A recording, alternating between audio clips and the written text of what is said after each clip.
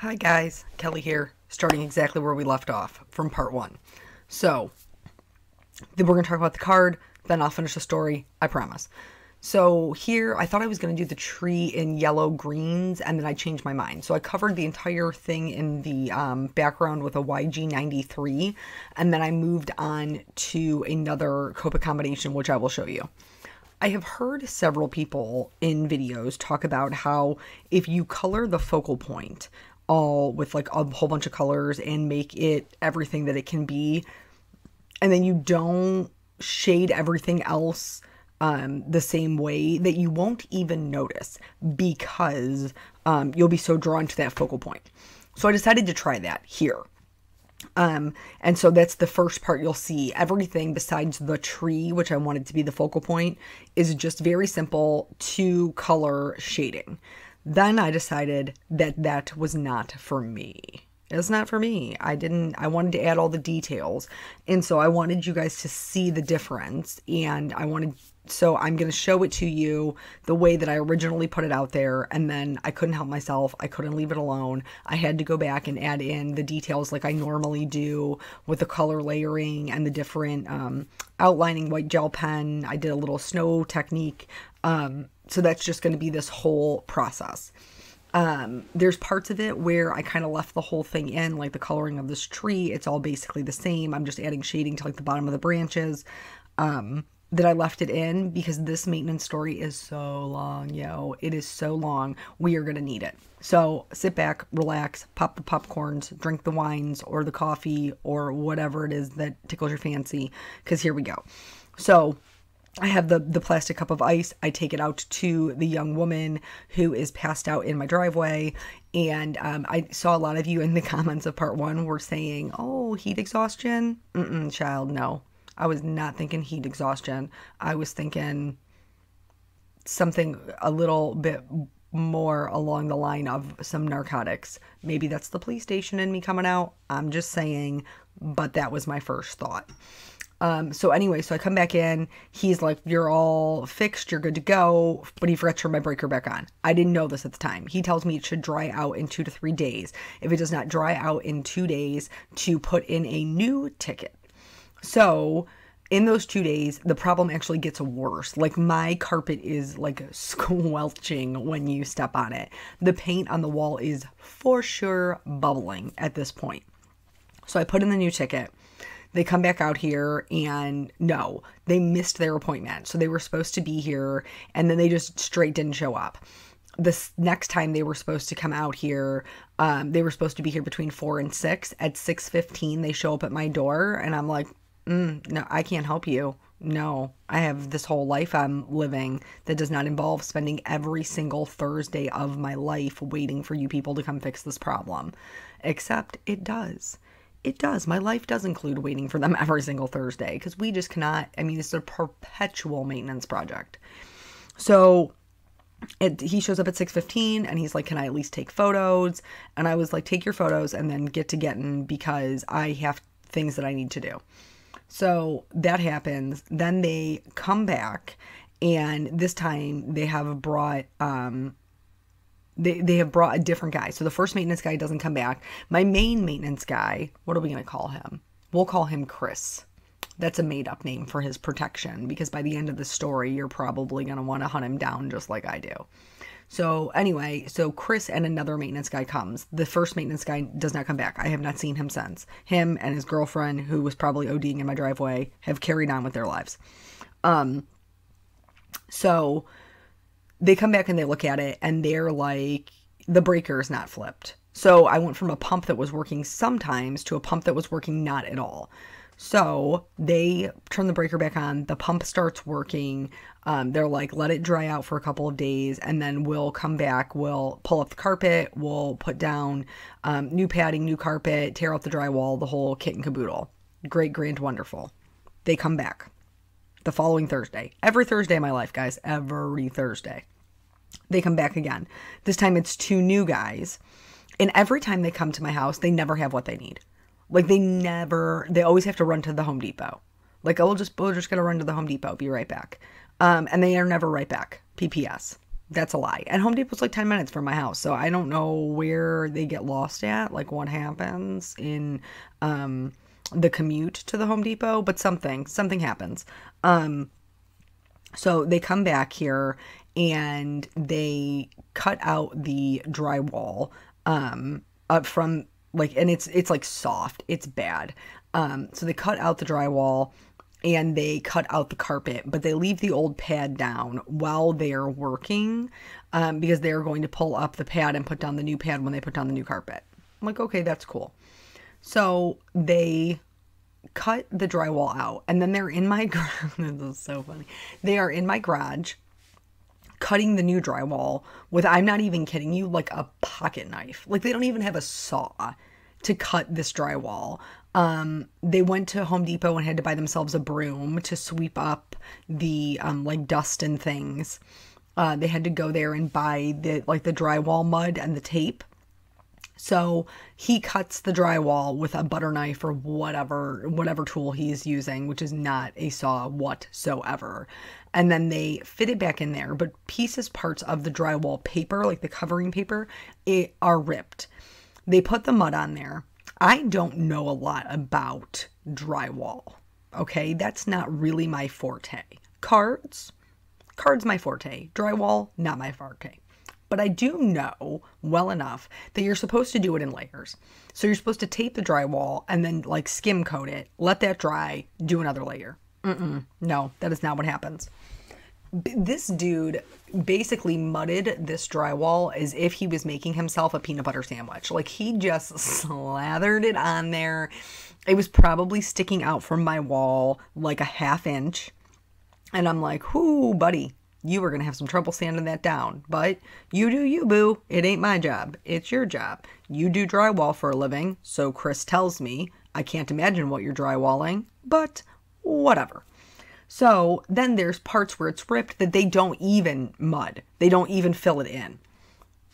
So he's like, this is going to have to dry. We'll come back next week, sand everything down, paint it, put the carpet in, and you'll be good to go. Like, every Thursday is the completion date, but the completion date never actually arrives.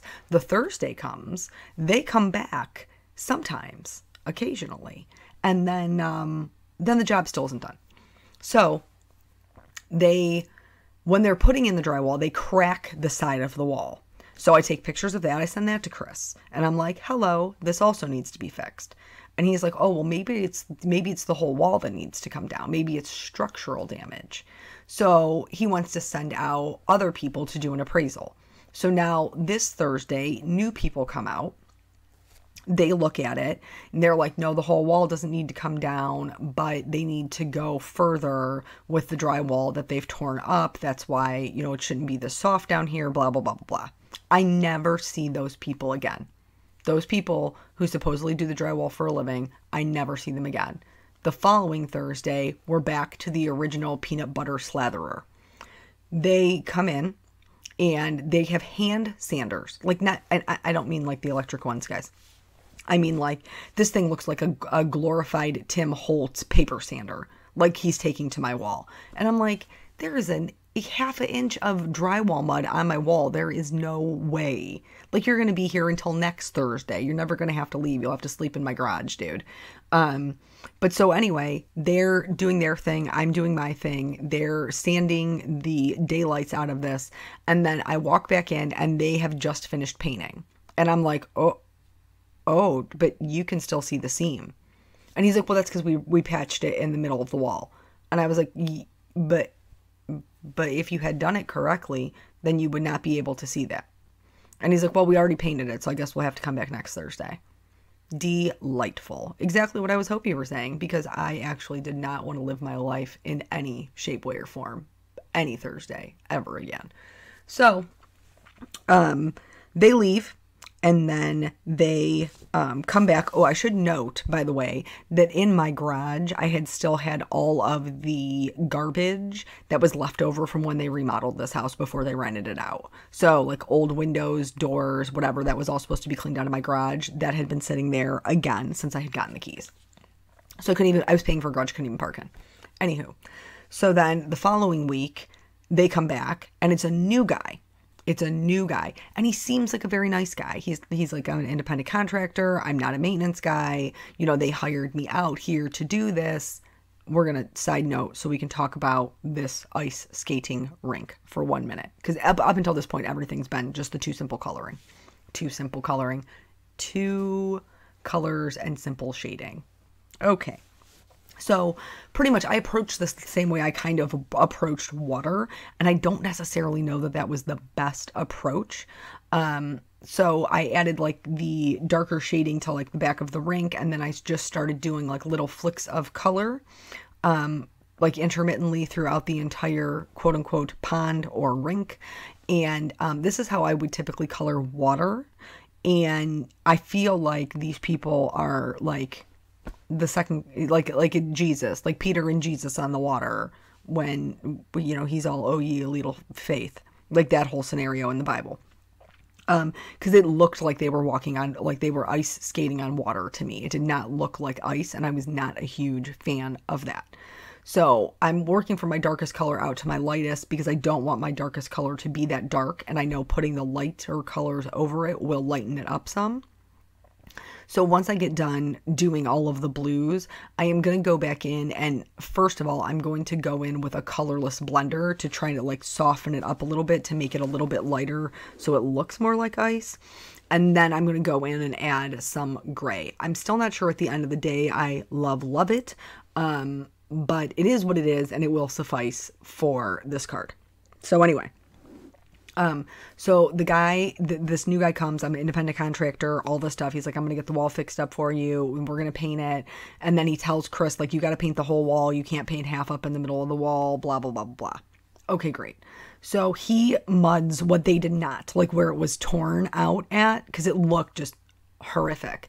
So he muds all of that. And then like, what else did he do? Oh, he did all that. Yeah, that was the first day. So that was all he did that day. And he was a very, very nice guy. So then the second time he comes back and he is, Chris is not with him. He comes with a woman. And not the first woman, by the way, completely different woman. So here at this point, I'm just going in and putting in some very simple white highlights, and that was all the detail that I added. I'm just going to stamp the sentiment, and then that's pretty much it. I will show you, there'll be a nice little lengthy piece where I show you the completed card with the simple coloring. I want you to keep that in mind. I'm also going to show it to you again at the end. The first still photo will be the card with none of the detail. The second still photo will be the card that's completed with all of the detail, and I want you to tell me which one you like better. I want you to tell me if you even noticed if the shading was there or not. Now here we go, part 2 with the shading. Okay. So then he comes back with a woman, and he is, I asked them, like, because they're going to do, all of the sanding again, which the first time I had to ask them if they had tarps, like to cover up my furniture. And they didn't. They had to go to the Home Depot for that. I'm telling you, Home Depot's making a killing off my maintenance men. So this time I asked him again, like tarps, and she was like, nope, I don't have any. I'll have to go to Home Depot. So they gave him to do this wall. It's an entire wall. They gave him like a half a quart of paint and a paintbrush. And he was like, this is not going to cut it. I'm going to need more paint than this, and I'm going to need a roller. Also, for the carpet, you need a carpet iron. So she's gone for like an hour. This guy is chilling on my porch. He's just chilling on my porch for an hour. And I'm like, what is going on here? And he's like, well, she had to go to Home Depot to get to get the tarps. And I'm like, this is bizarre. So she comes back, and I was like, Home Depot's 10 minutes away. Like, what is going on? When I ask her what is going on, she says, okay, thank you. And I'm like, oh, okay, so clearly we're not going to be friends, but what have you. So I call Chris, the maintenance man, and I'm like, what is happening here? And he's like, she doesn't work for maintenance. That's my wife. She's helping me out because I'm out of town. Okay, now it's a family affair. All right, that's super nice of her to help you out. So here we are. He gets the tarps, he sands it down, and he paints it. No. What did he? No, he sanded it down, and then he didn't have time to get to the carpet. That's what it was, because he spent that hour sitting on my porch. So he sands it all down, and like, we're good to go. It does appear to be smooth at this juncture in the story, and so he's like, I have another job I got to get to because I'm an independent contractor. I don't work for these people. I'm out. Okay, fine. Next Thursday, he comes back again.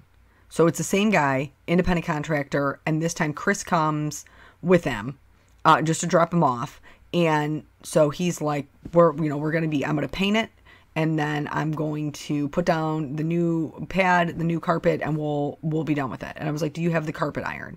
And he's like, we do not have the carpet iron. And I'm like, how? Like, why are the things so hard to get? But whatever. So he paints my wall. He runs out of paint because, again, we have like a quart for an entire wall. So he tries to paint it. He ends up having to call them and tell them that they need new paint. So he's like, while we're waiting for the paint, I'm going to go ahead and put your carpet down. And I'm like, okay. So in the meantime, since they were here the last time, they had stored the carpet pad and the carpet in my garage, so they didn't have to take it back and forth. So he goes out there, and he comes back in, he's doing his thing, and I walk by, and the carpet pad that is down on the floor, that has been down on the floor, is green. Now, because this carpet pad, the new one, has been in my garage, I know that it is yellow. And so I say to him, did you change the carpet pad? And he said, yes. And I said, oh, because I thought the one you guys bought was yellow.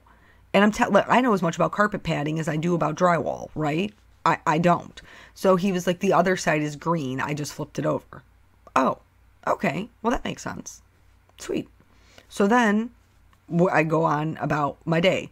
So then Chris and some other guy I don't know. I have never seen him before. I still do not know what his role is. He just kind of stood around and then ended up sitting on like this ladder thing in the middle of my kitchen, just basically watching.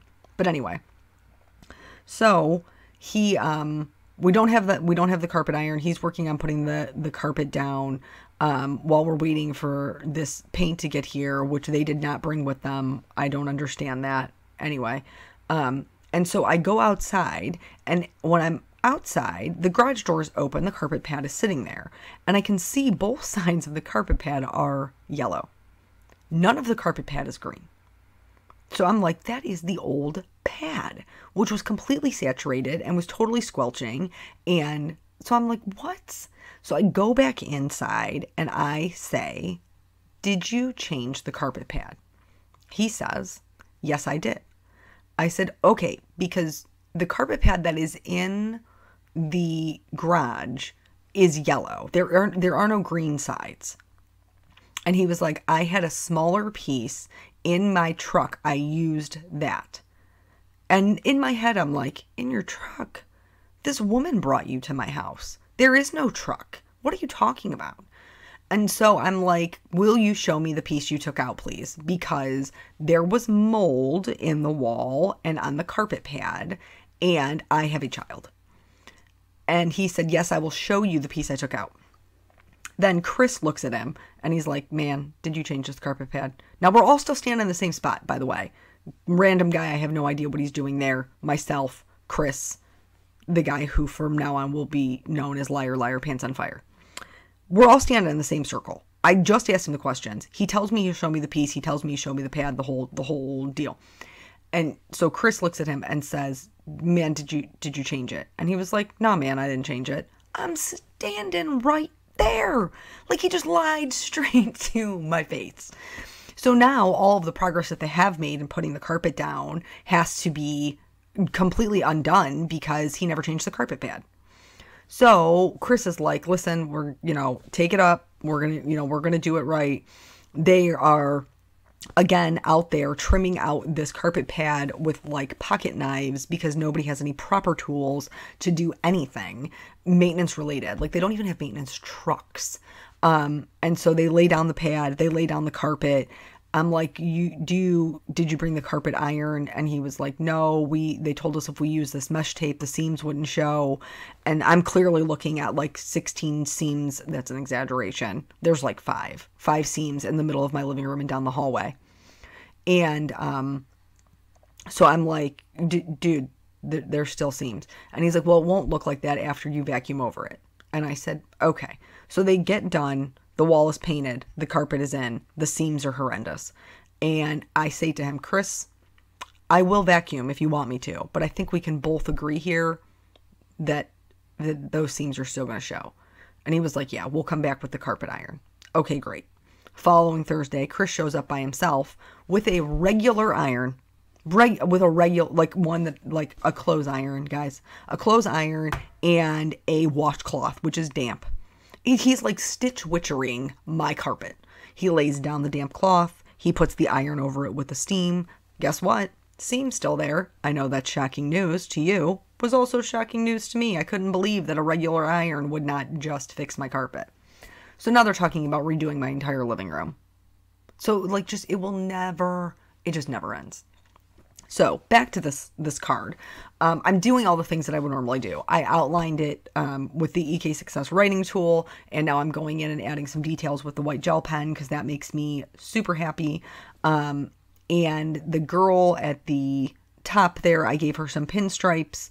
This girl in her dress, I mean, she's out there like, get it, girl. So I gave her glitter because she looked like she wear that. And then I'm going to use the white gel pen to add in some lines on that pond. I also used it to add some highlights to the ornaments and to the Happy Tidings sentiment because I thought that would be super cute. And then I am going to do a snow technique. Oh, I also use this black marker to color in these lampposts because of the difference with the Distress Oxide and the Distress Ink. The black was not all the same and it was driving me a little batty. So now, snow technique. So I just have some cheap white acrylic paint here, and I'm going to use a stiff bristle brush. This is the same brush that I use to do like the ocean waves when I do my summer cards. I got a little bit of water on it, and then I mixed that up, and I'm flicking it off of a clear acrylic block because it gives me smaller spatter. And while I want it to be snowing all over my things, I don't want it to be like a full-blown blizzard out there. I still want to be able to see all the cute things. And so I really, really like the way that turned out. One of the last things I did was put some clear Wink of Stella on the lights, the star, and the ornaments. And then I also went in with some Stardust Stickles and just kind of tapped in some glitter along my tree. And then that was the whole card. So I want you to look at the first photo and look at the second photo and then tell me what you think. Did you even notice that all that detail wasn't there? Like, which one do you like better? So thank you guys so much for joining me. I will catch you on the next video. Bye.